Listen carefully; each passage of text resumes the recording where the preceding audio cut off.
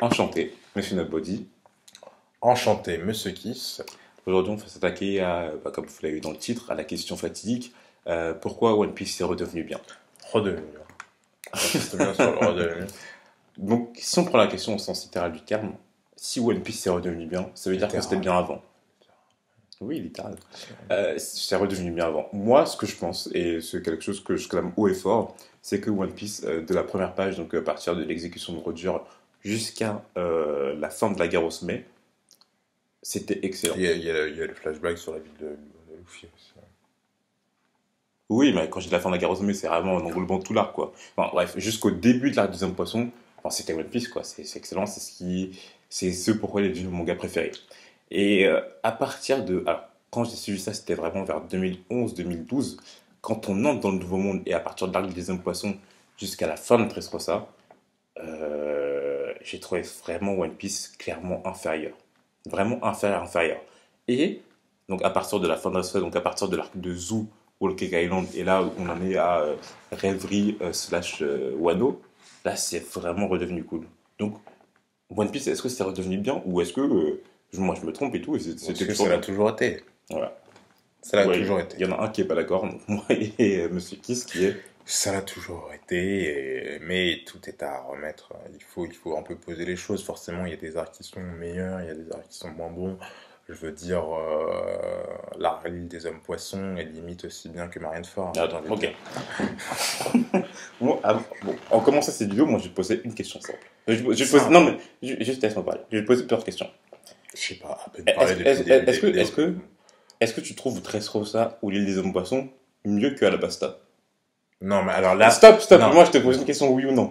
Est-ce que tu trouves vraiment Dressrosa ou l'île des hommes poissons mieux que Skypiea? Est-ce que tu trouves vraiment Dressrosa ou l'île des hommes poissons mieux que Water 7 et ce... Moi je vous pose la question aussi, vous qui regardez. Je vous pose la question. Est-ce que vous trouvez vraiment Dressrosa ou Eny ou l'île des hommes poissons mieux que Skypiea, Alabasta, Water 7 et Sobi, la guerre au sommet, donc Marineford, Impel Down, ou même tout l'Arkis Blue? Est-ce que vous les trouvez meilleurs? Et même, est-ce que ces arcs-là, vous les trouvez mieux que Whole Cake Island même les 3-4 chapitres qu'on vient d'avoir de la rêverie, ça explose l'île des hommes poissons en 4. Alors, Punk Hazard, j'en parle même pas. Hein, mais pour vous dire que. C'est facile. Là, pour la fois. C'est comparaison. Attends, je finis juste. Bon, d'accord. Allez, je laisse. Continue. Sur toute cette vidéo, nous deux en tout cas, on va raisonner sur l'échelle de One Piece. One Piece, ça sera jamais mauvais. Vraiment, c'est inadmissible. One Piece, il y aura toujours des points positifs, forcément. Il y aura toujours des points qu'on pourra trouver agréables ou je sais pas, géniaux. Mais sur l'échelle de One Piece, sur l'échelle de ce qu'on a eu l'habitude d'avoir ou ce que maintenant on a, ces 3 arcs, dans l'ordre, l'île des hommes poissons, Punk Hazard, il blablate de manière insupportable. Inférieure. Ok, vas-y. Bon, non, mais il faut rentrer dans le vif du sujet. L'île des hommes poissons était un arc merdique, hormis le flashback. Donc, et hormis la fin. Après, il faut dire pourquoi on dit que c'était un arc merdique. Parce qu'on on va dire qu'on justifie pas, etc. On va dire, pour le coup, je suis d'accord par rapport à toi avec l'île des hommes poissons. L'un des gros problèmes de l'île des hommes poissons, c'est l'absence totale de menaces. Enfin, la véritable menace vient d'un bateau géant. non mais dit comme ça paraît pas glamour et en réalité ça l'était pas non plus. Bon, c'était pas non plus horrible, mais je veux dire qu'on a passé au moins, je sais pas, 10 chapitres où Luffy était occupé à foutre des éléphants Gatling Gun sur un sournois. Bon, voilà, et puis je veux dire, les antagonistes étaient à chier. Putain, Oddie Jones, qui d'autre? Il y avait le mec qui touchait, quand il touchait, il y avait tous les objets qui venaient vers toi. Bon, ça, c'était le fruit du démon du queutard absolu. Hein, mais le descend de. Oui. Van Descartes, Descartes, non, comme ça. Voilà, c'est ça. Mais ce que je veux dire, voilà, moi, ce que je retiens, vraiment, je pose la question. Est-ce que, dans l'équipage de Oddie Jones, à part Oddie Jones, vous avez retenu un seul membre de leur équipage? À part Wakaba, ou je sais plus comment il s'appelle, là, le gros poisson, je sais plus quoi, le gros, enfin, un poisson, pardon. Mais à part lui, est-ce que vous avez retenu un seul nom? Oui, non, mais ne sois pas raciste. Oda, il s'est clairement foutu de notre gueule avec ces personnages de merde. Parce que c'est vraiment des personnages de merde. Ils servent de faire valoir. En fait, ils servent de faire valoir pour montrer les progrès de l'équipage. C'était l'objectif. C'était le but. C'était l'objectif de l'île des hommes poissons. Après, on peut dire que tout ça est un peu grossier de la part d'Oda et que bon, après bon. Ah mais c'était vraiment grossier. Vraiment, là, non mais c'en est limite drôle quand tu revois l'arc. Tu vois il s'est même pas donné pour ces personnages. C'est vrai que le mec il les a écrits, il les a dessinés et tout, ça se voit qu'il s'en est pas tué les couilles. Genre ils étaient juste là pour se faire découper par les chapeaux de paille. Point. Mais est-ce que c'est pas ça qu'on demandait au final? Non quoi. Non parce que j'ai envie de dire, est-ce que si les chapeaux de paille avaient rencontré des vrais ennemis? Mais non parce que regarde par exemple pour Zoro et Sanji, on a montré un progrès par rapport au pacifista.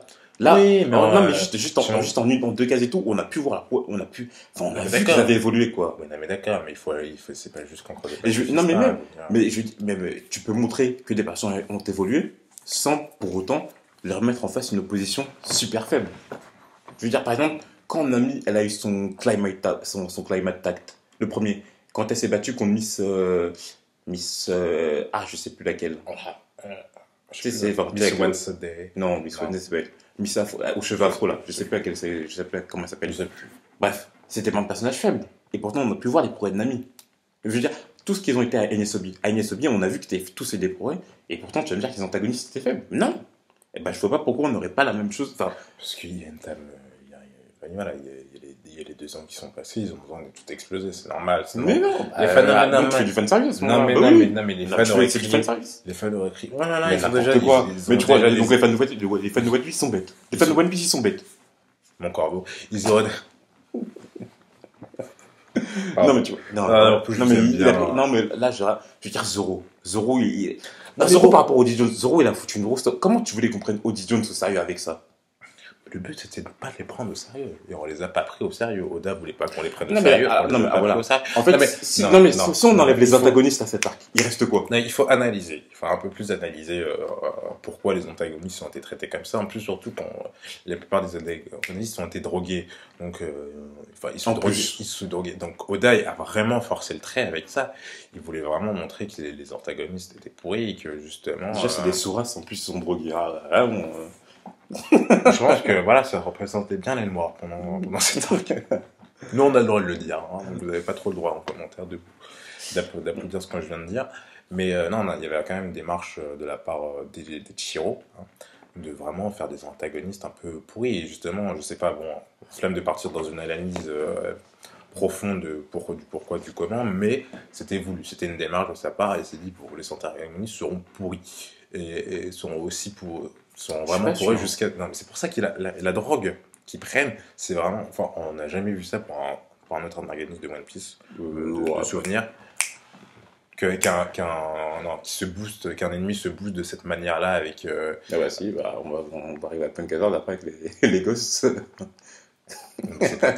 c'est pas nos antagonistes. Ok. Bon, bref. Non, mais voilà. Non, mais je veux dire, d'accord. Je veux dire, si le but d'Oda c'était qu'on se foute de la gueule de ses antagonistes, ok. Mais encore, on sait même pas. Ils étaient même pas drôles en fait, c'est juste qu'ils faisaient pitié. Si on enlève les antagonistes, il reste quoi? Il reste le flashback, l'un des meilleurs. Là c'est pas du troll. Moi je trouve que le flashback de l'île des hommes poissons. Oui, c'est sur Tiger et Auto-Aimé. Il donne en plus vraiment, il rentre vraiment dans la continuité avec ce qui s'était passé sur Arlong Park. Et là en plus, on revoit en plus cette continuité avec, spoil, avec ce qui se passe au niveau de la rêverie. Donc, non, enfin, je veux dire, le flashback, après, Oda, je pense qu'il a raté, il a jamais raté un flashback, je veux dire, enfin, c'est le maître. Enfin, moi, je vais revenir après. Oui, on va faire ta gueule. Non, mais tu sais de quoi je parle? Non, je ne j'ai même pas envie de savoir. D'accord, alors, ok. Je pense qu'on va stopper la vidéo parce qu'il risque d'avoir une certaine hausse de violence. Bon, bref, on va pas s'étendre trop sur l'île des hommes poissons de manière globale. C'est un arc que les gens ont à peu près oublié ou un peu vite fait aimé. Attends, juste avant que tu finisses. Comme on l'a dit tout à l'heure, on est sur l'échelle de One Piece. Oda, tout ce qu'il fera, ce sera jamais 100% mauvais. Bien sûr, t'as le flashback de la reine Auto-Aimé et Fisher Tiger, ok. Mais sur les autres arcs, puis il y a eu des flashbacks de ouf aussi. Oui, rien que sur la Ferme, le flashback de Belle-Mère, enfin le flashback de Nami plutôt, c'était incroyable. Oh, et pourtant, il n'y a pas que ça. Il n'y a pas que ça, je veux dire, tout autour, c'est pour ça que je dis sur l'échelle de One Piece, c'était moins bien. Je veux dire, sur les deuxième poisson, tu retiens vraiment que le flashback. Le reste, ouais, non, quoi. Non, je retiens le bateau. Si, à la limite, parce qu'il y a eu quelques éléments par rapport à Joy Boy. Non, mais tu vois, t'as toujours de petits éléments comme ça qu'Oda il va placer pour la fin, après il y a Jinbei voilà. Cool. Bon, mais en soi, l'arc il est pas. Non, mais il a rien de plus que les autres, mais même pire, il est plus faible que les autres, quoi. C'est un arc, c'est un bête arc d'introduction sans fantaisie. On parle d'Oda là. Je veux dire, ces arcs d'introduction ils sont géniaux. Tout l'arc d'Isbo c'est un arc d'introduction, pourtant, bah tu t'en trouves aucun faible. Bon, passons à. Non, mais il faut. Non, mais t'as raison. Est-ce que j'ai raison ou pas? Alors, on va passer au chef-d'œuvre du Nouveau Monde, Punk Hazard. Alors, en plus, c'est même pas sur le Nouveau Monde. C'est avant le Nouveau Monde, parce que c'est Punk Hazard, bah oui. Punk Hazard. J'ai envie de dire, faire 40 chapitres sur comment fuir un gaz. On atteint un niveau. Alors, personnellement, je crois que c'est l'arc que j'aime le moins de One Piece, Punk Hazard. Non, mais moi aussi, mais je veux dire. Bon, j'étais censé pas être trop d'accord avec lui. Il faut savoir que je suis en train de défoncer plus qu'autre chose. Non, mais enfin, bon, Punk Hazard. Pour citer vite fait quand même la plupart des problèmes, c'est vraiment la longueur. Punk Hazard, c'est pas. Non, c'est long. C'est genre 4 tomes. Non, mais je veux dire, c'est long par rapport par rapport à ce qu'il y a, oui, c'est long. Il n'y a pas grand chose. Donc, c'est un peu long pour ça. Mais c'est pas ça le problème principal. Et César Clown n'est pas un problème en soi. Ça continue dans la démarche de faire des antagonistes drôles. César Clown, il pue. Il est mauvais, quoi. C'est vraiment. C'est un bel personnage. C'est devenu la salope du Nouveau Monde. Ah, c'est vraiment. Moi, je peux pas César Clown. Le premier méchant qu'on voit dans le Nouveau Monde, vraiment. En fait, ce qui m'énerve en plus, c'est que Oda, il nous introduit vraiment comme quelqu'un, tu vois, de vilain, de machiavélique. Alors que César Clown, rien que dans son nom, c'est un clown, ce mec. C'est un clown. Non, j'accepte pas parce que Oda, je sais qu'il peut faire des bons. Après, si tu me dis si son but. Moi, ce que je veux dire, c'est que même si c'est le but d'Oda de faire quelque chose, ça veut pas forcément dire que c'est bien. Et en fait, c'est ça. Le problème des gens, c'est que quand. Tu critiques un dieu, là. Ah, mais on n'a pas le droit de critiquer. On dit pour rien à ce moment-là. Bah, on va sucer la bite d'Oda et tout, on va rien dire. Bah oui. Mais, je veux dire, la plupart des gens, quand tu critiques quelque chose que Oda fait, ils disent oui, mais c'était le but, oui, mais c'était fait pour ça. Mais alors, l'un n'est pas incompatible avec l'autre. Je veux dire, c'est pas parce que Oda a voulu faire quelque chose que c'était prémédité qu'on est obligé d'apprécier en tant que lecteur. Bon, parlons concrètement sur les problèmes de Punk Hazard. On est en train de divaguer, de philosopher. Quels sont les vrais problèmes de Punk Hazard? Bon, on a cité César Clown, on a cité les longueurs. Qu'est-ce qu'il y a d'autre? Moi, dans la forme et dans le fond, j'ai qu'un mot pour définir Punk Hazard, c'est que c'était grotesque. Vraiment grotesque. Grotesque et grossier. Au niveau de la forme, le dessin, c'est vraiment à ce niveau-là que Oda, vraiment, j'arrive plus à lire Punk Hazard parce que c'est trop fouillis, c'est trop rempli de partout. Il y a beaucoup trop d'utilisation de paysages, beaucoup trop d'utilisation de noir. Franchement, quand tu lis Punk Hazard, t'as l'impression. Ouais, c'est un fouillis en fait. C'est vraiment un fouillis. Je n'ai pas d'autre chose à dire par rapport à ça. Non, je sais, en plus, ça se voit pas très. En plus, au départ, moi, au départ, je pensais que c'était vraiment avec les scans. Parce qu'avec les scans et tout, comme c'est de mauvaise qualité, etc., on va dire oui, bon, avec les tomes, ça va changer. Moi, je n'ai que les chapitres imprimés. Pirate. Et quand j'ai eu les tomes à main, je me suis rendu compte que c'était vraiment Oda, il a voulu blinder ses cases, quoi. Et c'était horrible à lire. Il y a quand même énormément de choses qui se passent à Punk Hazard, on y reviendra. Non, mais il y a plein de choses qui se passent tout le temps. Mais là, c'est juste au niveau du dessin pur, c'est trop. C'est vraiment trop. Et là, je dis au niveau de la forme, au niveau du fond, c'était un fouillis pas possible pour Punk Hazard. Je veux dire, moi, ce qui m'a saoulé, c'est quand l'eau, il a changé toutes les personnalités des personnages avec leur courant. C'était inutile à se faire. Déjà, c'était inutile et ça rendait la lecture encore plus compliquée. Ah non, vraiment, c'était chiant. C'était brouillon. Bon. Et en plus, les personnages. Là, on n'a pas César Clown, mais les enfants, qu'est-ce qu'ils étaient chiants. Mais qu'est-ce qu'ils étaient chiants, vraiment. Tu sais, en plus, le truc, c'est qu'il vraiment, Oda, t'avais l'impression qu'il voulait te forcer à tirer ta larme. Je veux quand même faire un petit point sur ça, mais c'est depuis ce moment-là, c'est depuis avec les enfants qu'on n'a pas eu de vrais moments de mise en avant de Chopper.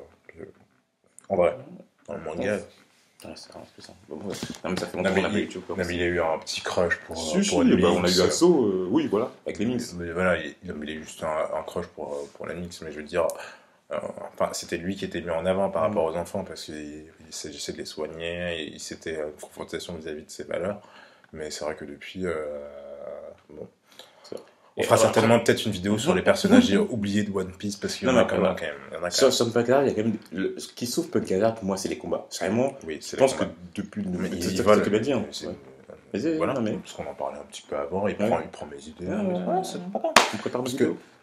Parce que, réfléchissez, quels sont les meilleurs combats depuis le Nouveau Monde? Vous allez dire, oui, il y a Doflamingo vs Luffy, puis après vous allez bégayer. Katakuri vs Luffy. Oui, non mais oui, forcément. Bon, après vous allez bégayer. Mais si vous réfléchissez bien, hors Mugiwara, les meilleurs sont dans Punk Hazard. Luffy vs Don Chijao. Bon, ta gueule. Nul en plus, celui-ci. Bon, il est bien, mais il est pas... Bref, mais vous avez du Law vs Vergo, vous avez du Smoker vs Vergo, vous avez du Law vs Smoker. Moi, quand je pense à Punk Hazard, moi je pense à la case où... Law découpe l'île, entre autres. Ah, tu penses à cette case? Moi je pensais à... Moi je pense à ça. Doflamingo... Non, enfin... Comment il s'appelle encore Aokiji. Oui, Aokiji au sud de Doflamingo. Moi je pense à cette case. Parce que... Voilà, Dressrosa Punk Hazard, c'est aussi des personnages qu'on avait vus avant, qu'on apprécie énormément. Enfin, je veux dire, Law, c'est vrai que c'est à partir de ce moment que Law a pété les scores de popularité, aussi bien au Japon qu'en France. Putain, tu sais quand je me rends compte, c'est quand la Japan Expo, du coup c'était parce que c'était en 2013 que c'est sorti, enfin 2012-2013 que c'est sorti Punk Hazard. C'était à ce moment-là où tous les mecs, ils avaient des cosplays de Law. Il y avait des suites, des manteaux, des chapeaux. Il y avait partout c'était Law. Non, mais tu te rendais compte que la popularité de Law, elle avait un pic maximal. Je t'ai mérité. Faut quand même le dire. Ah non, mais c'était horrible. À la Japan Expo, ils étaient tous en Law. Oh non, c'était vraiment horrible. Non, mais voilà, Punk Hazard a quand même des moments d'action qui sont forts. On peut pas le nier. Même le Sanji vs Vergo qui a duré 2 secondes a été beaucoup plus intense que tout ce qu'a pu faire Sanji pendant Whole Cake avant. Mais tu vois, le vrai problème, c'est que, comme on l'a dit, voilà, comme il vient de le dire, c'était quand même cool. Voilà. Ça reste cool, ça reste pas cracher dessus. Mais sur le de One Piece, je veux dire, sur les autres arcs, j'ai jamais eu autant de défauts. Je veux dire, tu me demandes les défauts à décrire sur un autre arc de One Piece. On l'a assez assassiné. Maintenant, il faut parler de Dressrosa. 100 chapitres, l'arc le plus long. Non, mais Dressrosa, c'est l'arc le plus long. C'est le chapitre pointueux, parce que dès que tu t'attaques à Dressrosa, tu auras toujours des gens qui viendront te contredire. La première critique... Qui viendront te contredire, déjà, mais pas dans ton histoire, s'il te plaît. Ok, donc moi je te répète la question. Est-ce que tu trouves Dressrosa mieux que Alabasta? Non, alors... Est-ce que tu trouves Dressrosa mieux que Skypiea? Est-ce que tu trouves Dressrosa mieux que Enisobi Water 7? Bah, je trouve Dressrosa mieux que... que Skypiea. Quoi, pardon? De sérieux? Non, on va même pas. Non, mais bien sûr que non. Non, mais c'est compliqué, parce que ça joue pas sur les mêmes. Enfin, je veux dire, en termes de personnages, Dressrosa est mieux. En termes de puissance, Dressrosa est mieux. Mais après, en termes de qualité de narration, Skypiea est l'un des arcs les mieux écrits. Même en termes symboliques, c'est Skypiea. Non, voilà, Dressrosa. On va commencer par les points positifs, parce qu'il y en a quand même.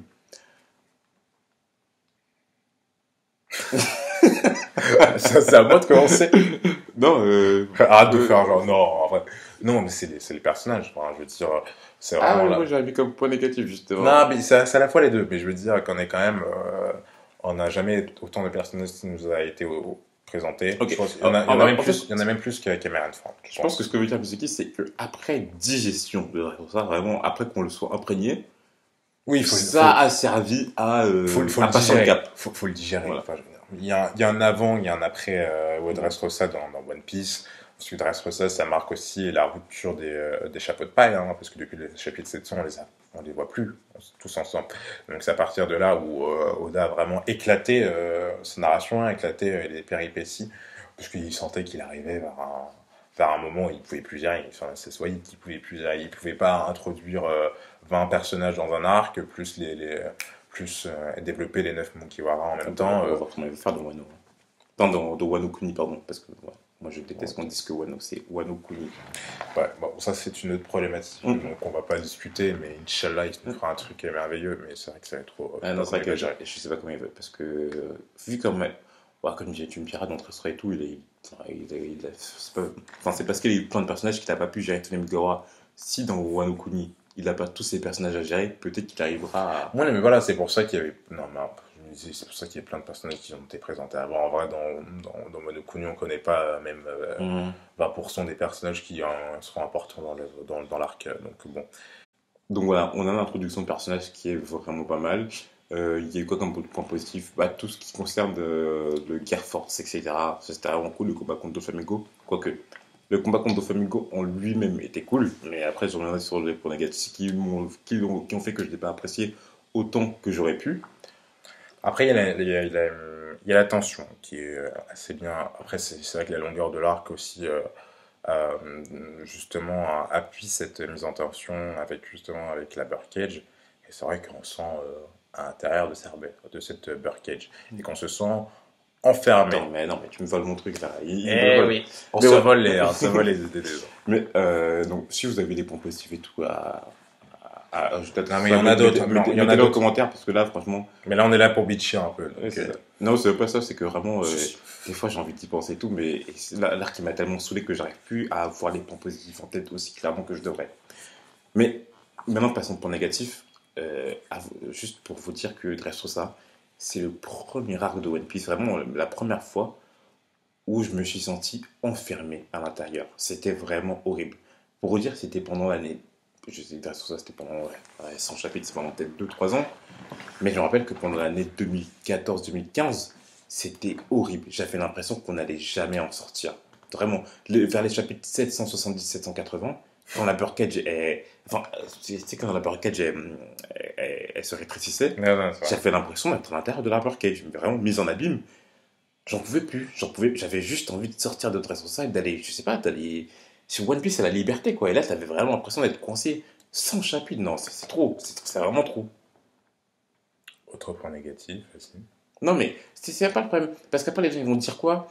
Oui, mais ça servait à construire pour le futur, nanana. Non, mais t'as déjà dit qu'il fallait. Bon, bref. Non, ça, je l'ai pas dit. Mais justement, moi, la plupart des gens, quand tu leur dis que Dressrosa c'est trop long et tout, ils vont te sortir cet argument. Mais moi, je vous dis, c'est pas parce que ça a été fait pour ça que c'est forcément bien fait, qu'on doit apprécier. Je veux dire, même si ça a été fait pour le futur et que dans le futur on pourra apprécier, c'est pas pour autant que dans cet arc, moi j'ai kiffé comment ça s'est passé. Sincèrement, le fait que Cersei va, je veux dire, construire le monde de One Piece et tout, mais à poser des pavés pour les prochains chapitres, pour les prochains arcs et tout, moi je m'en foutais à l'époque. J'avais juste envie de sortir parce que c'était trop. Vraiment, c'était trop rempli, trop fouillis, trop. Il y avait trop en peu de temps et peu d'espace. Et à la fin, comme on a dit, il faut le digérer, quoi, l'arc. Il faut vraiment le digérer. Et le pire, c'est que c'était même... Et le pire, c'est que, en plus que, de sa longueur, de cet arc, c'est que c'était pas très intéressant, quoi. Tous les combats qu'il y avait... Non, mais tous les combats qu'il y avait, je veux dire, la Doflamingo Family... Oh là là là là là là. Non, mais la Doflamingo Family... Oh là là là là là là. Attention, il y a des propos limites. La Doflamingo Family, tu la préfères à Rockworks? Non, mais la Doflamingo, tu préfères? Non, mais c'est pas la question. T'avais dit qu'il y avait des choses qui... Tu trouvais l'arc pas très intéressant. Il y a énormément de choses qui se passent dans cet arc qui sont extrêmement cool. Rien que l'introduction de cet arc avec... Indépendamment, peut-être qu'elles sont cool, mais tous ensemble comme ça et tout, ça fait trop. Bon, ça fait énormément à digérer, mais il y a quand même pas mal de choses qui sont cool. Entre l'histoire de l'unijambiste dont j'ai oublié... Kyros. Mais non, parce que même ça, je veux dire, la princesse Rebecca, c'est la combien de princesse qu'on a dans One Piece? Non, mais Kyros avec Rebecca, t'es sérieux? Non, mais d'accord, mais bon, moi je m'en fous de Rebecca, ce n'est que le réceptacle de la faiblesse et de la lâcheté. Mais Kyros avec Rebecca, ça doit être la, je sais pas, c'est la 4e, 5e princesse. On en a marre un peu du stéréotype. Vraiment. Le pire, c'est que même au niveau du chara design et tout, Oda, il sait pas dessiner des persos féminins. Sérieusement. Il fait des copier-coller et tout, il change juste quelques traits et tout, et puis bam, un nouveau perso féminin. Non, c'est trop. Moi, je n'approuve pas ce propos. Ah non, pour toi, non, mais la question n'est pas là, c'est juste que... Mais si la question est là, justement. J'ai pas envie qu'on se fasse insulter en commentaire. Il y a quand même une certaine limite de choses négatives qu'on peut dire sur One Piece. Surtout en ce moment, il a... C'est pour ça qu'il dit que One Piece, c'est redevenu bien. Parce que là, c'est vraiment redevenu cool. Oui, bon, bref, on a un peu... Donc, il y a des points négatifs dans Dressrosa. Bon, c'est vrai que tu avais parlé justement du combat Luffy des Flamingos qui souffre justement d'un éclatement... Il est éclaté sur, je sais même pas, sur 25 chapitres. Non, mais parce que le truc, c'est... Et encore, on parle que de la partie... non, sur 20 chapitres. Non, en vrai, sur 15 chapitres. On parle que du moment où Luffy a commencé à peu près sortir son tir fort, c'est que du coup, l'eau était... Mais avant, non, ça durait pendant peut-être 40-50 chapitres. Hein. Oh non, Luffy va 40 chapitres. Si, tu te rappelles pas? Quand Luffy il a été contre Doflamingo, c'était quand ils étaient au début de la tour, tout en bas du château de la Doflamingo. Mais attends, mais le temps qu'il remontait tout, mais ça a duré peut-être 40 chapitres. Mais vraiment, c'était trop. Et le pire, c'est que c'était entrecoupé par des combats inintéressants. Tous les combats de la Doflamingo Family, je veux dire, Pika vs Zoro, pour moi, c'est du foutage de gueule. C'est vraiment du foutage de gueule. Genre, il n'y a pas... Non, mais il fallait juste montrer Zoro qui coupe une montagne. C'était ça l'intérêt. Mais ça, tu peux... Attends, pendant 20 chapitres, les gars, Zoro, il a découpé les carrés de Pika, là, les carrés de pierre. À un moment, Zoro a fait l'architecte, il a le droit. Tu vois comment c'est du foutage de gueule, vraiment. Pour moi, Oda, il s'est foutu de ma gueule au Zoro vs Pika. En plus, le truc, c'est que si à la fin, on avait un combat intéressant, mais là, Zoro, il a sorti une technique en mode, vas-y, bon, maintenant t'es là et tout, là, je peux te découper, tranquille. Genre, il a eu aucune difficulté, Zoro. Tout ce qu'il a fait, c'est découper des pierres et faire le maçon. C'est tout. Non, mais il y a eu ça. Mais tous les autres combats, genre Baby Five, mais genre Jorah. Qui se rappelle de Jorah, sérieusement? C'est du foutage de gueule. Moi, Oda, je vais en jeu pour cet arc, vraiment. Et là, je suis en train de ressortir toute ma haine parce que c'était... Moi, c'est Senior King vs Frankie. Meilleur flashback inutile, hein. Mais meilleur flashback. Le seul combat, franchement, je me rappelle, c'est vraiment Senior Pink. Parce que Senior Pink, j'avais l'impression qu'on a construit quand même son personnage. Je veux dire, son flashback, il était cool, il était intéressant. Non, puis même le combat, c'était un vrai combat viril. Moi, je me souviens bien des planches où ils sont en train d'exploser les tours. Enfin, non, à la limite, il y a peut-être une Cavendish, mais Cavendish, même son combat, il est pas très... Mais genre, Don Chizuru vs non, Babyface et Sai vs le vieux, là. Mais on s'en foutait, quoi. Et oh là, j'ai oublié les noms. Oh, putain, ils m'ont cassé les couilles. Non, c'est trop ça. Ah! Non, j'avoue qu'on peut dire que les nains étaient le peuple le plus merdique, enfin, le moins intéressant. Comment ils s'appellent encore? Les procones, là? Non, mais je sais pas, je m'en fous, moi. Putain, comment ça s'appelle encore? Mais Léo, sa putain de mère, sa race, la pute, là. Ah non, Dressrosa. Non, en fait, là, je suis en train de déverser tout. Et je le déteste, Dressrosa. J'en pouvais plus. Non, je déteste pas Dressrosa, mais j'avais besoin. Ah, ça fait trop. Pardon, voilà, là, j'ai en train de péter un câble. C'était nul. Non, c'était nul. Nique sa mère, Dressrosa. Non, mais Dressrosa, c'est quand même Fujitora, c'est quand même le retour de Sabo, c'est quand même le Gear Fort, c'est quand même la flotte, c'est quand même les nains. Comment il s'appelle? Vraiment, j'ai oublié leur nom. C'est quand même la première apparition du CP0. Mais tu vois, en fait, le truc, c'est qu'il y a plein d'épiphénomènes, enfin d'épi-événements qui sont cool. D'épiphénomènes. Retenez bien ce mot. Hein, il y a plein d'épi-événements qui sont cool indépendamment. Bien sûr, tu dis apparition du CP0, etc. Mais tous ensemble. Mais surtout, c'est quoi Dressrosa? C'est surtout le meilleur flashback de tous les temps. Corazon. Alors là, il n'est pas du tout d'accord. C'est celui qui chie sur quoi? Non, en fait, Corazon, moi, je suis pas sur lui. Juste que je m'en fous. Ouais, genre, c'est sur lui. Mais non, non, tu peux t'en foutre et tout. Et pas... Non, moi, je suis pas sur Corazon. Corazon, juste que son flashback qui m'a pas touché plus que ça. Genre, vraiment, je l'ai vu en fait. Je sais pas. Non, mais vraiment, est-ce que. Toi, non, mais vraiment, je demande. Hein. Ce flashback, il t'a plus touché par exemple que le flashback de Tom? Oui. Non, mais voilà. Non, mais après, c'est une question de ressenti. Bah, surtout que c'est une vraie valeur dans One Piece. C'était le terme Obito qui souriait comme un dit. C'était comment lutter contre sa propre...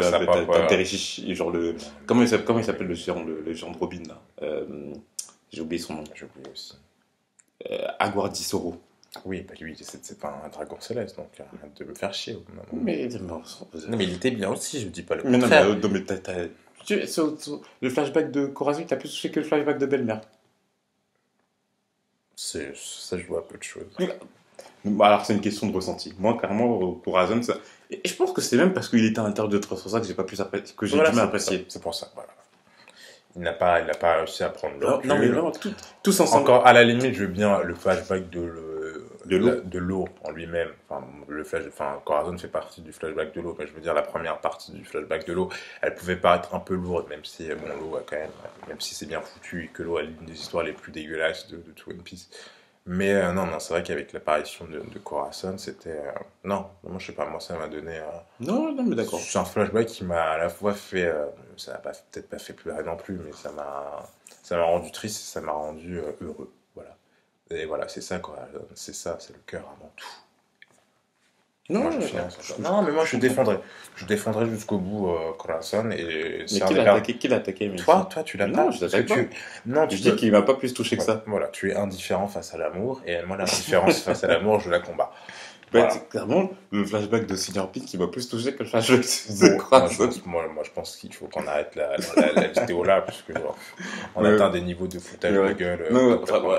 Voilà. Bon, on a fait la partie pourquoi One Piece était mauvaise. Non, mais attends, mais juste, je te pas conclusion. Moi, je vous dis, il y a toujours des points positifs sur ces 3 arcs. Mais vraiment, regardez-moi dans les yeux.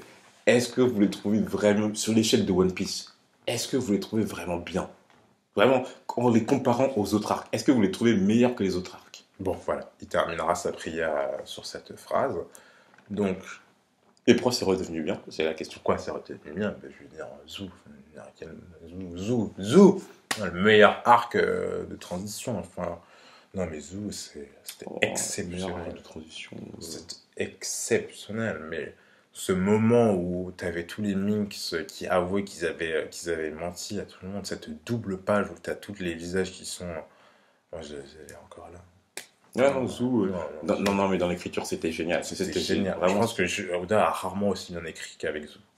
Parce que ça mélangeait à la fois le flashback. Putain, c'était... Non, vraiment, c'était... Digne de Westworld. Digne des timelines de Westworld. Ah là, ça c'était... Mais bon, il a pas suivi Westworld, donc qu'est-ce que vous voulez qu'on dise? Non, ce serait vraiment génial. Whole Cake Island, je vais pas parler moi, parce que je pense que j'ai pas assez de recul encore pour pouvoir le juger honnêtement. Moi, je regarde l'anime en ce moment. Je me demandais pas pourquoi je fais ça. Je vais sur l'anime One Piece. Non, mais je revois du coup Whole Cake Island avec l'anime actuellement. Donc, c'est vrai que c'est un arc long aussi, hein, quand même, mine de rien. Je crois que c'est 80 chapitres à peu près. Ouais, mais est-ce que ça t'a semblé long quand même? Non, tu vois. Non, mais parce qu'en fait, il y a pas mal de choses qui se sont passées de manière. On a eu le temps de respirer. En fait, c'est ça. Parce que, en fait, il y a des moments de pause dans Whole Cake Island. C'est vrai qu'il y a, du coup, après la partie Crackers, on a une pause. Après la partie où Luffy se fait marave la gueule et qui se fait emprisonner avec Nami, on a quand même une pause. Donc voilà, parce que Dressrosa, ça se passe quand même en moins de 24 heures. T'as totalement raison. Whole Cake Island, ça se passe sur 2 jours, donc on a le temps un peu de respirer. C'est ça, vraiment, dans Dressrosa, en fait, c'est ça, on n'a pas eu le temps de respirer. On n'a pas eu de pause. C'était de l'action du 700e chapitre au 800e chapitre sans pause. Et alors que t'as pas le temps de respirer. T'as pas d'aération. C'était de l'action en plus avec des rebondissements. T'avais Fujitora, t'avais Sabo qui venait, t'avais le flashback de si même le flashback et tout, j'ai pas trouvé que ça aérait beaucoup le. Non, mais justement, ça n'aérait pas parce que justement, ça grossissait encore plus les choses. Non, mais c'est vrai qu'il y avait. Du coup, avec Whole Cake Island. Non, mais après, surtout, je pense que. Honnêtement. Oui, non, mais ce que je veux dire, attends, Kiss. Ce que je veux dire, c'est que par exemple, Water 7 et Sobeys, ça a duré plus de 100 chapitres. Hein. Ça a duré peut-être 120, 130 chapitres. Mais t'as une grosse pause entre les deux parce que t'as besoin d'un moment de respirer, quoi. Après, c'est quand même 2 arcs. Non, mais c'est une continuité. Mais oui, parce que t'as une pause pour respirer. C'est une continuité comme Punk Hazard avec. Non, ça, c'est pas une continuité. Si. Je veux dire, l'arc Punk Hazard. Non, c'est pas une vraie continuité. Oui, non, mais l'arc Punk Hazard n'est là que pour mener à l'arc Dressrosa. Non, tu peux. C'est comme si tu me dis l'arc Barati, c'est une suite de l'arc. C'est l'arc Barati et l'arc Arlong Park, c'est une suite. Genre, ça va ensemble. Bah si, c'est en continuité. C'est l'arc East Blue qu'il faut. Oui, voilà, tu veux pas les mettre comme ça. Bon, stop. Enfin, Punk Hazard va avec Dressrosa à point. Enfin, on retrouve à peu près les mêmes personnages. Donc ça va ensemble. Ah bon? Ouais. Tu retrouves, à part César, l'équipage. Tu retrouves l'eau, tu retrouves même Vergo, du coup, dans les flashbacks. Et voilà, tu retrouves. Non, mais d'accord, mais tu retrouves tous les personnages à chaque fois de ce One Piece, tu retrouves les personnages tout le temps. Tu retrouves les antagonistes d'un arc à l'autre. Bon, bref, c'est pas le souci. Du coup, Whole Cake Island, Big Mom, mais je veux dire. La puissance à l'état pur. Un monstre. Je veux dire, c'est fascinant comment Whole Cake Island a été construite autour du personnage de Big Mom, en fait. Et c'est là qu'on comprend que justement, les empereurs sont au-dessus. Je veux dire, l'arc Whole Cake Island. Tu l'as vraiment trouvé au-dessus? Mais que les empereurs sont au-dessus. Oui, mais tu l'as vraiment trouvé au-dessus Big Mom? Mais elle est clairement au-dessus. Enfin, je veux dire, elle est sortie sans aucune égratignure. Elle a fait la folle pendant 47 parce qu'elle n'a pas mangé du gâteau, elle a fait une liposuction directement. Mais je veux dire, non, mais c'est vraiment. Enfin, il y a une manière dont Whole Cake Island est écrite qui est assez fascinante. C'est vraiment. Tout tourne autour du protagoniste en lui-même. Et c'est le protagoniste, de l'antagoniste, pardon. Cet antagoniste, en fait, qui est son plus grand ennemi, en fait, en soi. C'est pas tant Luffy qui va vraiment confronter directement Big Mom. C'est juste des actions que fait Luffy qui, indirectement, vont toucher Big Mom et la mettre en état de folie. Mais c'est vrai que, non, Whole Cake Island, juste pour Big Mom, et surtout, bon, pour Katakuri, forcément.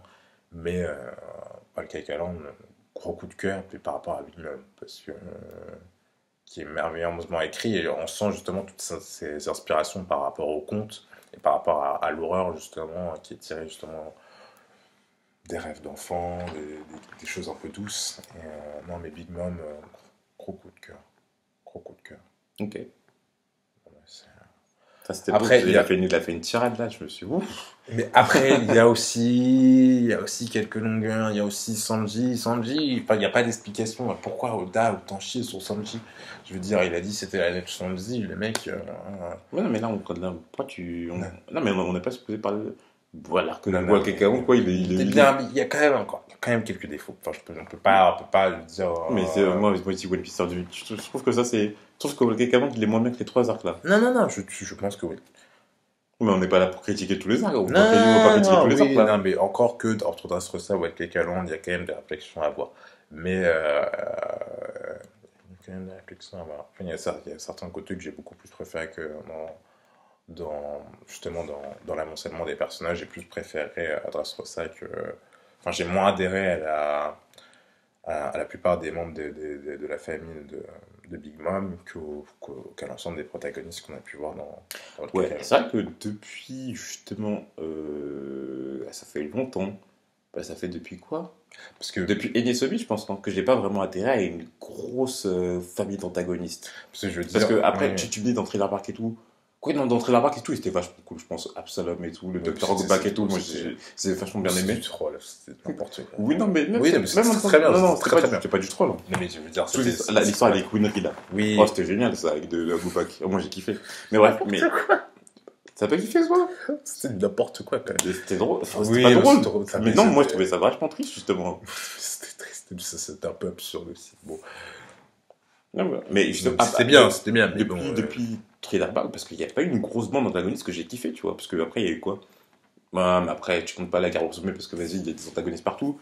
Mais les hommes poissons claqués, Punkazard claqué, Dressrosa claqué, ou Whole Cake Island, je retiens pas beaucoup. C'est pas claqué Whole Cake Island, mais c'est vrai que, bon, à part Big Mom et Katakuri, et même Crackers, je le mets pas dedans parce que Crackers, je veux dire, il était éclaté.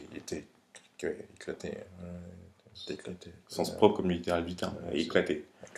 Bon, enfin, il était là juste pour se faire éclater, quoi. Enfin, mais vraiment, dans l'équipage de Big Mom, je retiens pas beaucoup. Non, mais après, bon, surtout, Whole Cake Island aussi, en vrai, c'est l'art caché de. Putain. C'est pas l'art caché de. Je vois pas de quoi tu parles. Du Tados, putain, j'ai honte. Je sais pas de quoi tu parles là. Du Tados, là.